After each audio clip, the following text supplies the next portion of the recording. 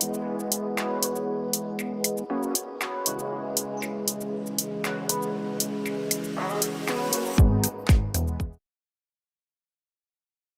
you so much, Dr. Farida. Thank you. The global and engagement, the international engagement unit at the School of Education, the global and international engagement unit, thank everyone for attending this webinar today. And we especially thank Dr. Raymond Sangabao and Paul Natinda for being generous in sharing their wisdom and their excitement in terms of what is happening in the Democratic Republic of Congo and in Tanzania. So without further ado, I'm going to introduce them. Dr. Raymond Sangabao is our Fulbright Scholar here at Indiana University. He is a professor of English language education and teacher educator at the University of Kinshasa. I think the #1 university in the DRC. His field of interest is language policy, literature, and culture. Dr. Raymond is an active member of TESOL, IF-TEFL, and a resource person for the Congolese Association of English Teachers. He chaired that association for 10 years.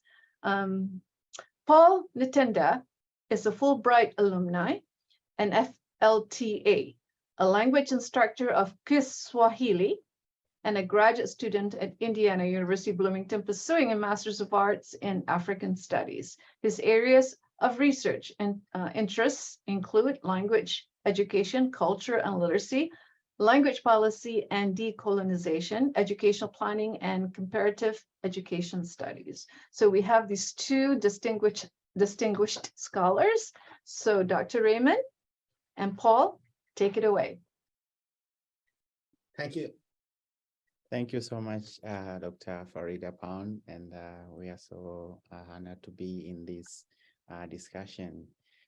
So without wasting much more time, we'll just go ahead and start to talk about our topic. So we are going to discuss with Dr. Sangaba about the from the colonization to post-colonization period and the contribution of these local languages for cultural identity and self-determination through music. So because of time, we'll pass you guys through some slides. So and we will go to hear some songs. Dr. Sangabao. Yeah, thank you very much, Paul and Dr. Pawan, all the guys around. Good morning, good afternoon, wherever you are. We start with this language policy, which is an heritage of the colonial period up to the period after colonization. We noticed that nothing has changed. We noticed that in language policies all over Africa and somewhere else, the indigenous languages have been devaluated and reduced as inferior languages in most of our countries. And that can be seen through the punishment that when you go to school, I can remember my memory back. We go to school when you speak Lingala, you speak Swahili, you speak Chiluba, you are punished. One of those punishments, as you can see on our screen, je ne parlerai plus en Lingala. So you write it for 2,000 times, or one notebook of 100 pages that you can spend a week or many days before you finish the punishment. That is to show that we were not allowed school to learn our local languages.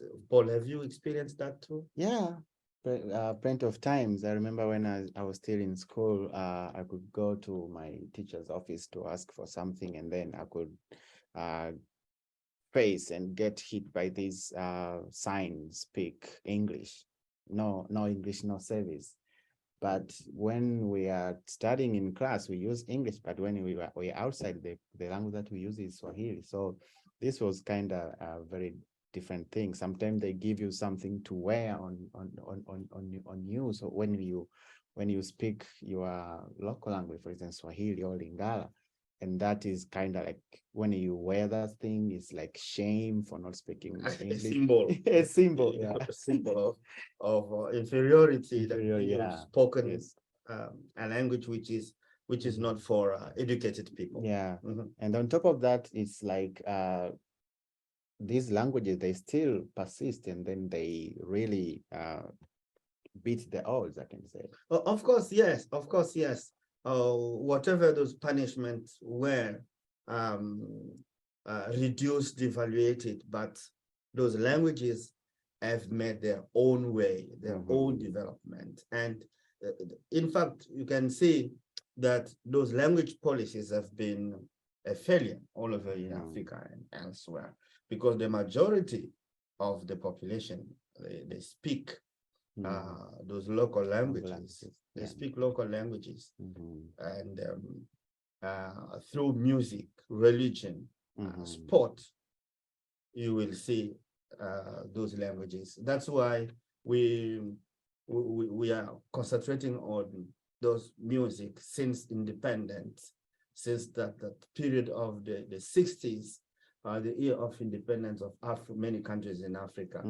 Up to now, the local languages have made a way to be spoken, to be learned, to be used through music, sport, religion, and family events are hosted in local languages. So we have selected 3 songs today for you guys. 2 songs from Democratic Republic of Congo. The first song is The Celebration of Independence, and the second one is a patriotic song, Tukufopona Congo, which shows nationalism and self-determination of the people. And those and the third song is in Swahili from Tanzania, showing the view of the current generation now with globalization, with decolonization, how the young people view their future. Yeah, that's very true, because throughout the course of time, new generation has come with their own ways of seeing things. So let's start with that song. Yeah, we played that song for the celebration of independence in Congo since the 1960. How the language which is used there is Independence, cha-cha, tozumiye. Oti kwanza, cha-cha, tubakidi. Otableron, cha-cha, baganyeo. Na bato, bayokani, motomoko. Nakonaka, na cartel, balikani, na front commun. Bolikango. Yeah, you can see that we have languages, the celebration of independence in the national languages, because the bench of political leaders are from everywhere in the country. If Paul, you can show us the linguistic zones, the 4 linguistic zones in Congo, you will see that we have that yellow part, which is in the east, which is Swahili. The middle, which is Chiluba. The red one in the west is Kikongo and the Lingala part. And to show that Congo is a nation made of 4 linguistic zones and other local languages, because there are more than 250. But these 4 have emerged as national language. They have the status of national languages that are used in trade. And one of the things that is so fascinating about this local languages landscape is that you can see how languages has united so many people, and you can see how also the language such as Swahili has been used in all this area. That means local languages can play an important role in building national unity, but also I think it can, instead of trying to unite Africa economically, politically, we can start with languages, because if someone can learn Lingala in Mali, let's say, or someone can learn Kiswahili in South Africa, and we can speak our own African languages, I think we have, I believe we have a better future for that. And yeah, so let's see how the language policy and in the same song keep revealing to us. Yeah, so.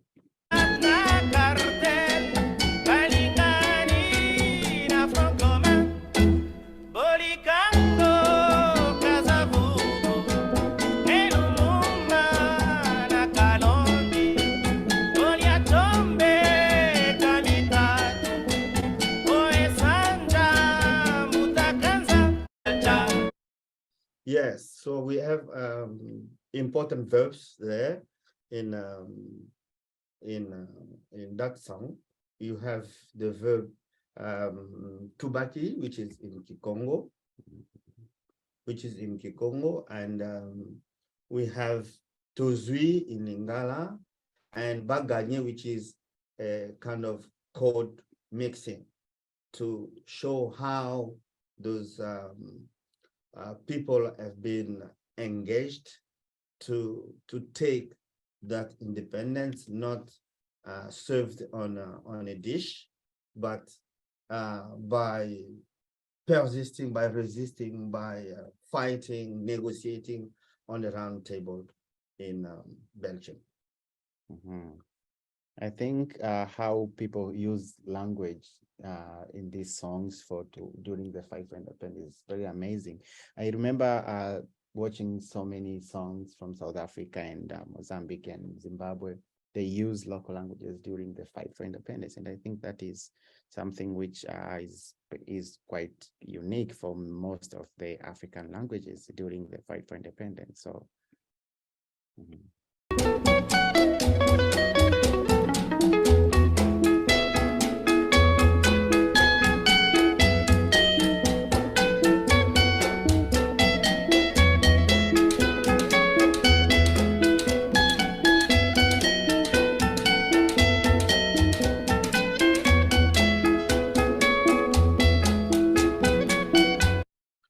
We can go to the second song, which is Tokufa Pona Congo. And I really love this song. Yeah, that's fine. That's fine. That song was the celebration of independence. And if you go further, you will see how people are determined not to come back to colonization. Yeah. Although the colonization has its good facet to bring us civilization, but also it was full of sufferings and full of things that is against humanity. Yes, we can go to the second song, which is selected. I was saying that this song, which is like it's a patriotic song from the Democratic Republic of Congo. If you can compare it to If You Must Die from Claude McKay. Yeah. So it's a call which is launched to Congolese people to fight against the enemy in the context of war that has been imposed by some of its neighbor, and the refusal to come back to a second colonization. The song is in Lingala, Chiluba, Kikongo, Mongo, Swahili, and can we play it? Yeah, definitely. And something which always kept cycling into my mind is I've never heard any songs for fight for independence wrote in English or French. Yeah, so that's it. Those songs are, they are in local languages because they need to awaken the consciousness of the people, of the indigenous people, and they want everyone, all nations, to be joined. You are making a good point, Paul, because nowadays there is a tendency in my country. The national anthem has been translated in local languages, but these songs are not translated in French. Neither in so you see how those languages have been playing a tremendous role. Let's listen.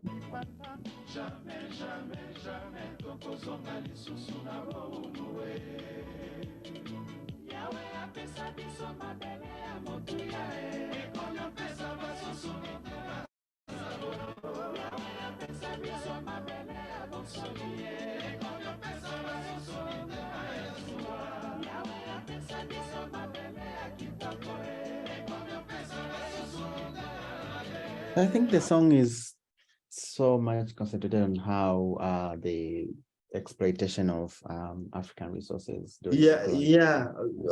Of course, Africa is a rich continent, and every country has got some potentiality on the earth, and sometimes those potentialities are the causes of different wars in the continent. Yeah.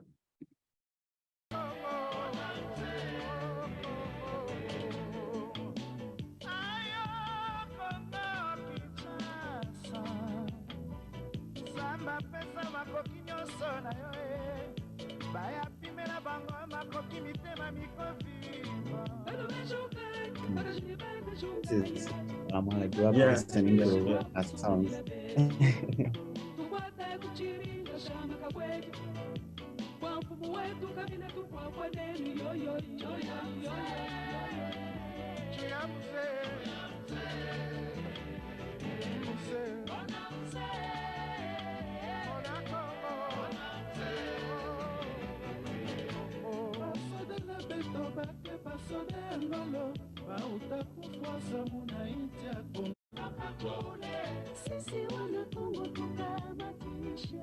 I think here there's something interesting. So you can see how they mix different African languages during this fight, during this independence struggle. They use Kikongo, they put some Lingala and some Swahili.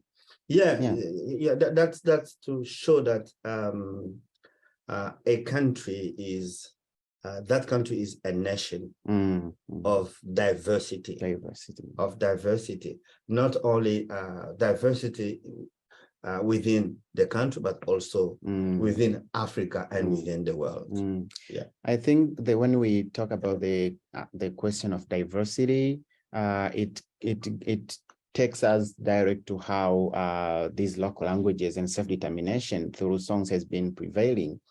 And in that way, I think we can see how now current generation, new generation, they have their own way. So the determination during the fight for independence and how how people in East Africa, in Congo and Tanzania, they have used songs to display how local languages has a very important role to play. So maybe do you think we can go ahead and see how the new generation works? Yes, can we finish that song? Yes. And see how to show that integration of the world, how the Cuban rumba has been influenced. Let's see. Yes.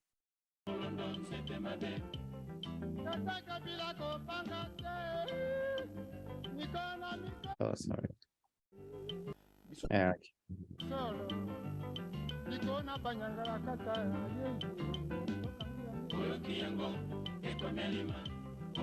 And I think something interesting about this side is how you can see how this they say thank you to all these brother countries like Angola, Zimbabwe, and Namibia during Yeah, that's what I'm saying, that if you see the landscape of those languages, you see that they go beyond the boundaries of the boundaries countries, of these of countries. the countries. Yeah. You can see those languages in Congo, Brazzaville, in Zimbabwe, in Tanzania, and in Kenya. Yeah. So it's like kind of bringing people together. Yeah. Okay, trust boundary to see how people are connected to each other. Now we can go and see how the new generation is trying to bridge that those colonial languages to the period, how every individual, every young people is trying to see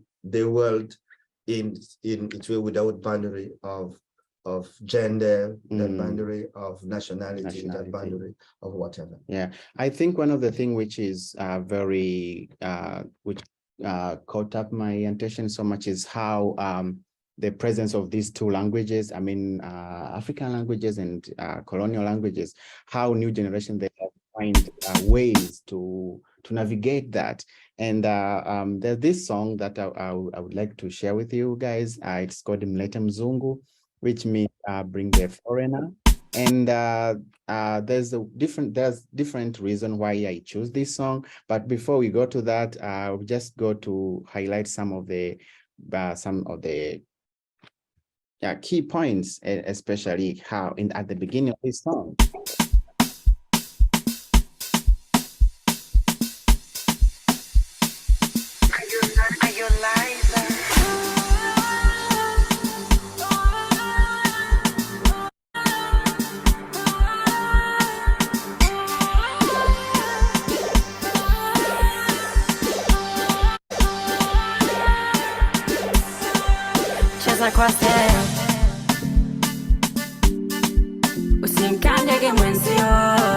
So here we see cheza kwa steps, like dance by step, don't step off on your brother. The context of this song is that this song was created for having fun, for dancing, but there's so many layers of the meaning that someone can find behind this song.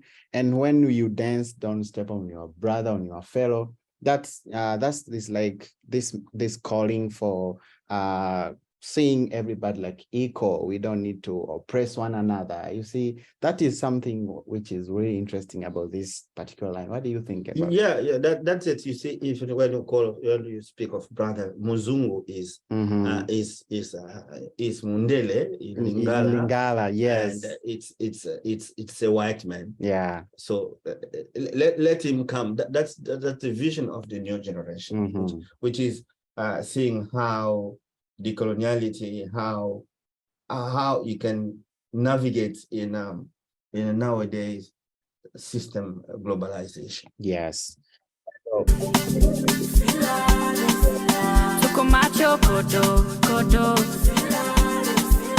And the party don't sleep.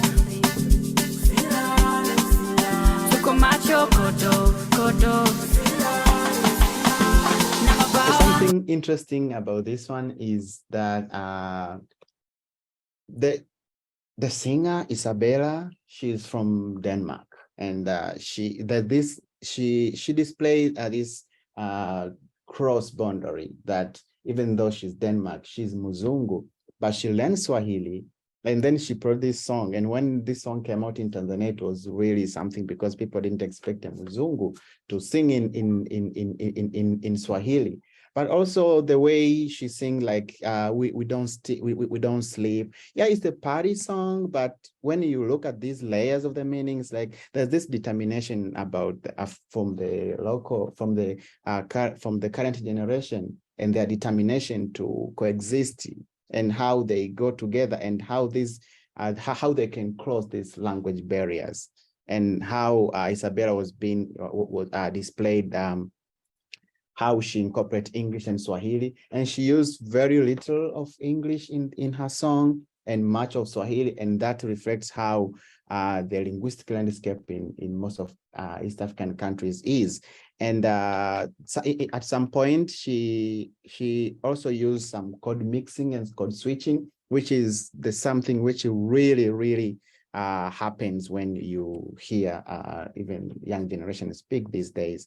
So we can listen a little more for some. Yeah, just a comment about that relationship between sport, language, nationalism. You know, when our soccer teams play, sometimes they call for professional players from outside, from Europe, from outside our countries, to come and play to defend the nation. And the language, which is associated to it is the local language, to show that people are really attached to their cultural identity, to their country, and see how not only the elite, but the majority of the population. That's why the Muzungu understood that the song could have meaning, impact only if it is sung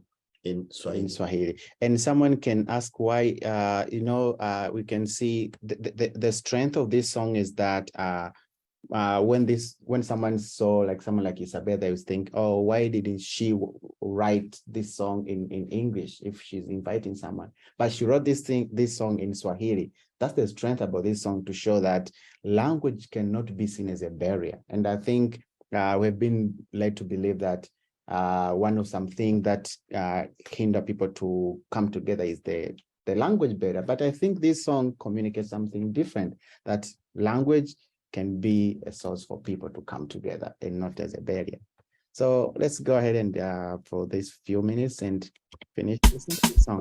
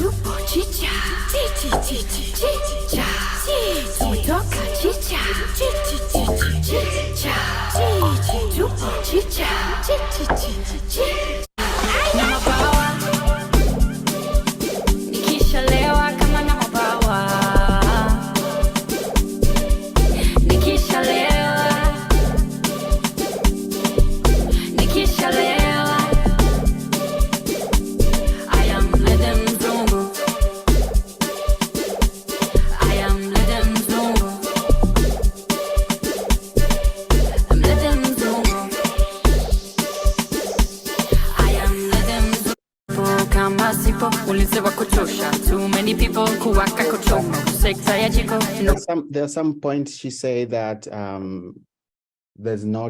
people should not run. She says something like, there's no run for us. There's no to run from problems. And I think that is she was trying to communicate how young generation faces so many problems and so many issues. For instance, poverty and all these sort of in different things. But the thing that young generation and how they encounter problems pertaining to language, I think she sent this message that we should not run from the problems. We need to face these problems. And it's like this song is a message for the policymakers to see the current need for the young generation, how we can incorporate the decolonization of language policies to start putting all these languages in policy so that they can help the new generation to extend and transcend all these issues that they are encountering. What do you think about that? Yes, I remember what Mandela said. He said, if you communicate or you tell people you tell them in French or English, it goes to their head. Yes. But if you tell them in their mother tongue, it goes to their heart. You see? Yes. So when I was referring to our soccer team, when we play any cup those players, they come to play with their art because they are coming back home to defend the national flags of their countries. So education should address this the issue. language policy should address that language issue that we got from colonization, because we don't educate only the head, but we should educate the hearts of the Africans, of the people, to go straight solve the problem of their communities. So that's why sometimes the failure of that language policy is bringing the failure of economics of development, because people are full theories in their mind without bringing what they learn at school in another language. They don't know how to bring it to the ground to experiment and to solve problems of their communities. I would like to finish what you have said by saying what Mandela said is like how the Ubuntu philosophy, it is so embedded at the hearts of the people. So during this decolonization of these language policies, we can try to incorporate other African philosophy and the ideas to see how they can be incorporated to make these language policies more relevant and sustainable. Thank you so much for listening, Dr. Farida.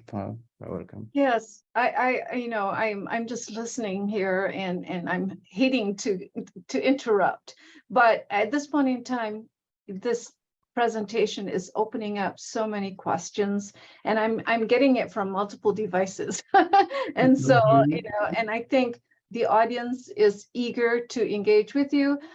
Audience members, if you have questions, please post them on the Q&A and let us know what you're thinking. This is an opportunity to engage with these two scholars and the wonderful things that they have shared with us. Such an eye-opening experience just listening to you. So I think Martha Nikas has several questions. Martha, if you want to come online and say something, or I could read the questions for you. So I'll just go ahead and read the questions. And so one of the second question, there are two questions here that Martha had put forth.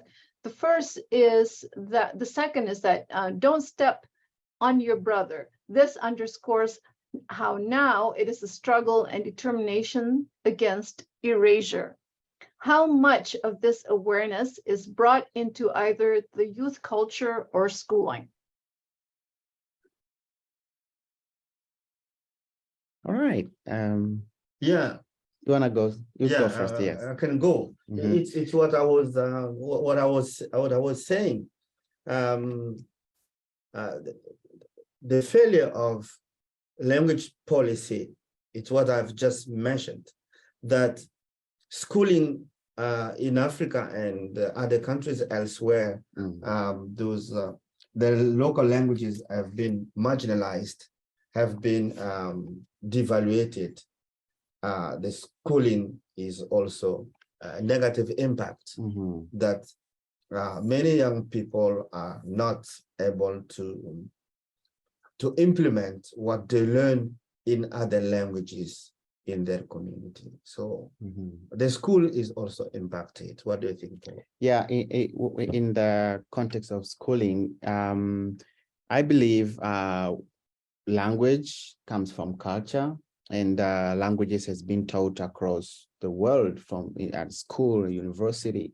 And I think when we are going to reimagine our language education policies and how language are being taught is where we can incorporate these cultures so that the people, the young generation, or people who learn these other languages, for instance, we see here at IU, we teach other African languages, we teach other Asian languages, I mean, European languages. So instead of concentrating on just equipping our students with languages, we can equip them with the cultural values of these languages so that they can have understanding on how other part of the globe they see things, the ways of knowing, so that when we understand each other in terms of our values, I think we will be in a good position to appreciate and coexist. That's why this song uses this phrase, usimkanyage mwenzio, don't step on your brother. This is the very embedded concept which can be taught in languages. And when you teach language, we use songs, we use different aspects of culture to share these things. I think we have. Yeah, we have stepping on your brother, including the culture of your brother. Yeah, including the culture of your brother. Okay. Yes.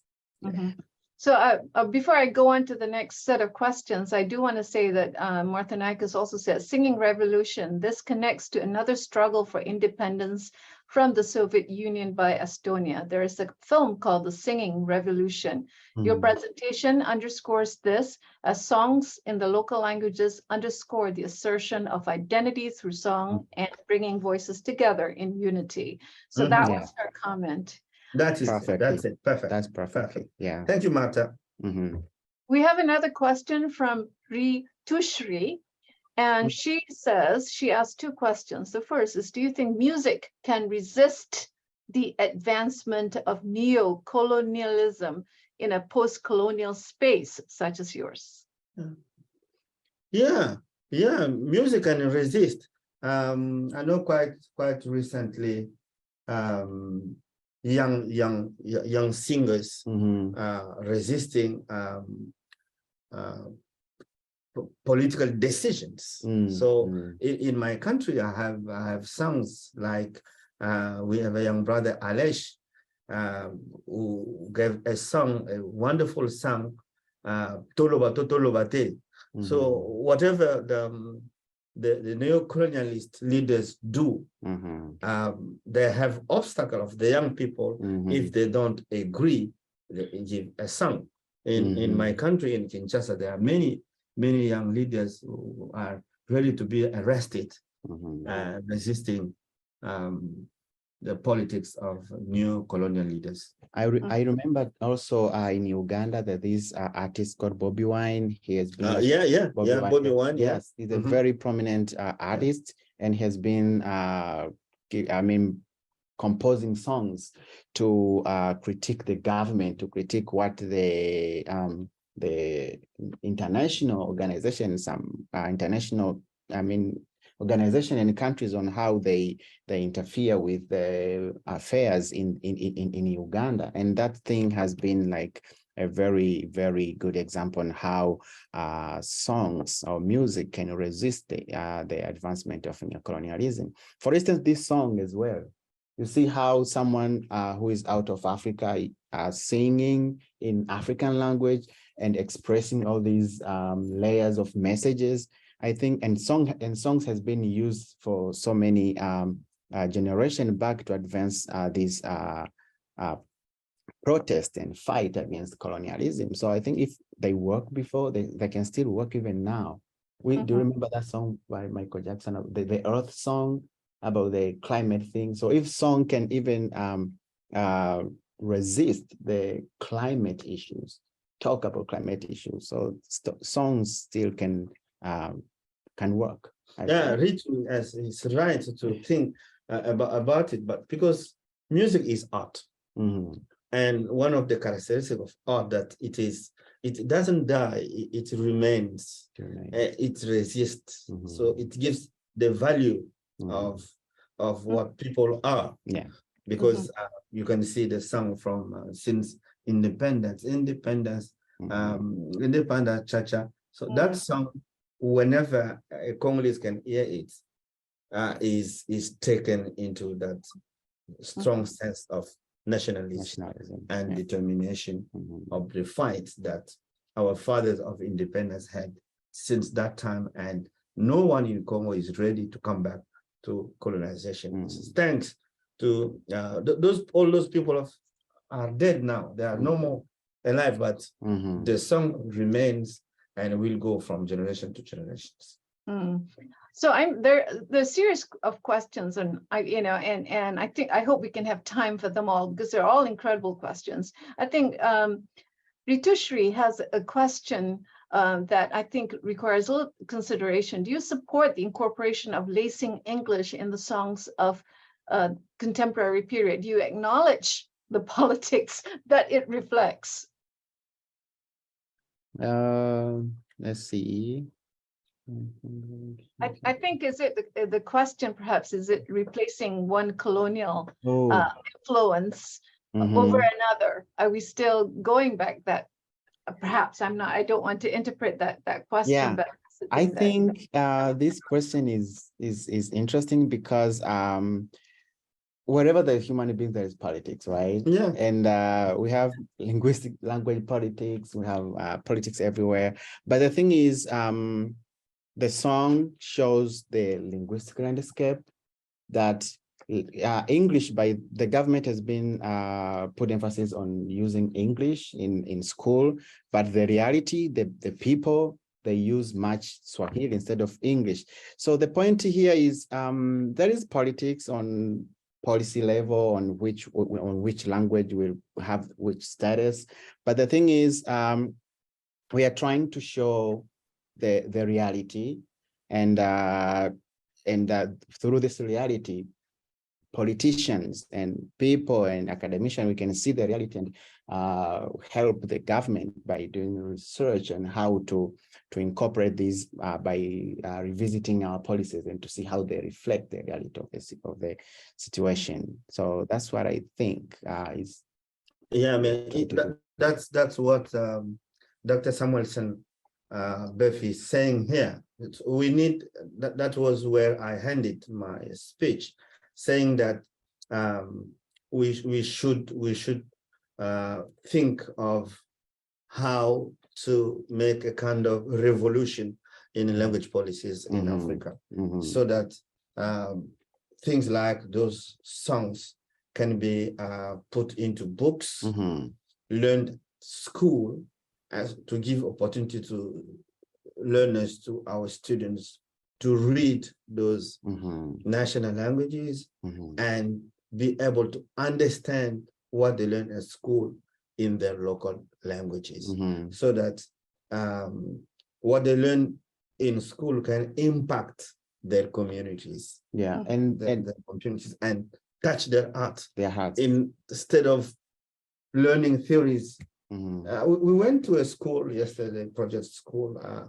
It was very good to see that the young people, that they are touching the materials, they are making videos themselves, they are writing, reading in the language they know better, you see. So, and that their heart is in there, not only staying like memorizing things from the language they don't know. And on top of that, you know, there's this thing that there's this dichotomy which has been persisting for many years, that we need to have one language for the country. But the thing is, most parts of the world, they are multilingual. And they are so diverse. For instance, in Africa, if you took in Tanzania, we have more than 120 languages. And in Congo, you have more than 250. Nigeria has approximately 400 languages. So when you look at this kind of linguistic landscape, I believe that if we can look at these languages and give them the respect which they are, it's up to us academicians and professionals to invest on these languages. For instance, some languages such as in Congo, such as Kikongo, you are working right now on how to start putting it into writings and stuff. And I've seen some of my friends back, we have some WhatsApp group where we chat with our mother tongue. That is something which we need to see them and see how these languages, instead of having this dichotomy, this binary system that black and white, you see, this is right, this is not right. we need to see in a diverse way, in the holistic way, in the secular way, that how things interact one another. And if we are going to work on language policies and language education, I believe if we are going to codify Kikongo, we are going to codify isiZulu, we are going to codify Igbo, and put all these languages in written material that all people can access this, and all these languages can be taught in schools, and the language policies can support and put the system for this language to be taught in school, so that someone can choose instead of having one dominant language, but people can be supplied with skills to learn and opportunity to learn these other languages. So I have important questions here from Mwena, from the Republic of That's Congo. right. That's right. I was going to go Mwena there. Bantu Yes. and Yeah. Chimba Sophie coming about how you found that there is a paradox. How can we value local languages in the teaching of English? English language is everybody's language, and it is not forbidden for a teacher to read a text in a local language in his English class. I always say that. I always say that. Why can't you take a piece of a proverb that is in a local language to be explored in your English class? So there is no ban, because there is a limited use of L1 in L2. So there is no paradox, because we have stories. We have stories in Lingala, we have stories in Chiluba, we have stories. Man, there are things that you will not translate in English. They have to be as such. You have names of rivers. You have things that can be used into an English classroom that can be valuable and well understood when they are taught in the context of those cultures and local languages. That is amazing. Yeah. Yes. We can. You can choose your questions. Yeah, you can choose your questions as I'm strolling through, and I think Mr. Mwena Bantu, I think you've responded to his question. I mean, I think it's an interesting question in whether or not you're challenging how we got tools to challenge with English without the command of technology and science. So the paradox is looking at is that English is a language of technology, science, and so forth. It is a key to globalization. Now we fight it back. Would you mind telling me why? I think that's the paradox that he was referring to. Have we got tools to challenge with English without the command of technology and science? That's a very provocative question. Yeah. I can say that one of the things is when you are going to focus on this, I mean, upholding these local languages, we don't mean like we are like going to throw away English. No, but we want to see how these local languages, they are being held up to the same position. So the call here is to see how we as professionals, as academicians, we can invest on how we uphold these local languages. Because if English has reached this status, this point, and the local people, they also need to be aware with what is going on at the global level and at the local level. But how can they pursue the international affairs while their local affairs are falling down? So the call here is we use English as the language which is rich and has been heavily established in technological avenues and all these information technology. There's nothing that holds back us to invest the same in making these local languages available in technology.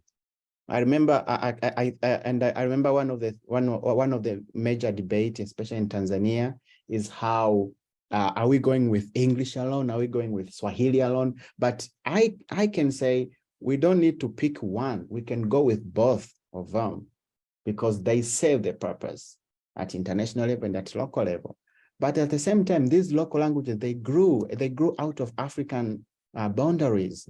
They're being studied and learned and to other parts of the world. So the thing is, we use what English can provide to enrich other languages. And also, I believe English can learn something from these local languages. So the point is, we don't want to dichotomize this. We need to we want to see how there's no fighting. We want to balance. So English being a language of technology, being a language of science, of tourism, everything, yes, that we know. But how if that technology is not understood in a local context? Exactly.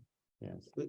So it is not yet time to share my findings of my research here, because I was dealing with the perception of the English language by international and immigrant students. So, and I asked them a question. One of the questions was to know whether the fact that they learn in English give them opportunity to share about their own culture. And it was amazing to know that, to have answers that they are happy when they are here at the university to share about that culture. And when you share about your culture, you share about your language too. Yes. Yeah. How if you don't know what your language is, you have no cultural identity. So we are dealing with the coloniality now, is that the young people, the new generation, as a way to navigate in those stuff, learning in English with a nice regard, a nice look at their cultural identity for a good contextualization of globalization. One of the major points that I see here, George Armstrong has reminded us, is how these our national founders, such as Patrice and Patrice Lumumba, Nyerere. Yeah. So these people, they were so determined in upholding these local languages. And I remember in Tanzania, Mwalimu Nyerere has adopted Swahili to be the national language. And what I see from these forefathers is that they had this political will. And I see, and I think the issue for upholding these local languages has been tied up with how our current 21st century national leaders, their attitude towards upholding these local languages. Are they willing? I remember the late President Magufuli, when he came into power, he said, I'm going to use Swahili completely. So wherever he went, outside the country, inside the country, he uses Swahili. And that made people and the other leaders, when they go outside, they started to use Swahili. And that is the way how leaders, they can create a path, they can inspire people. So this political will to put systems in place, to put programs in place, to put policies in place that will facilitate and prepare these local languages to that level is still critical and is still significant, because we see how Nyerere, I can say, succeeded for a great for high percentage that Swahili has united Tanzanians for so many decades. Right? Yes, that's very important. And I can see what Stone is here, the version Tone, variant Tone is saying that Kiswahili is maybe cannibalized. Cannibalization of languages. So yeah, the phenomenon is that some languages like Kiswahili, Chiluba can shallow other languages. And the phenomenon exists if you can come back, Paul, to the linguistic landscape in DRC. You will see that there are 4 linguistic zones, but the 4 are not the only languages.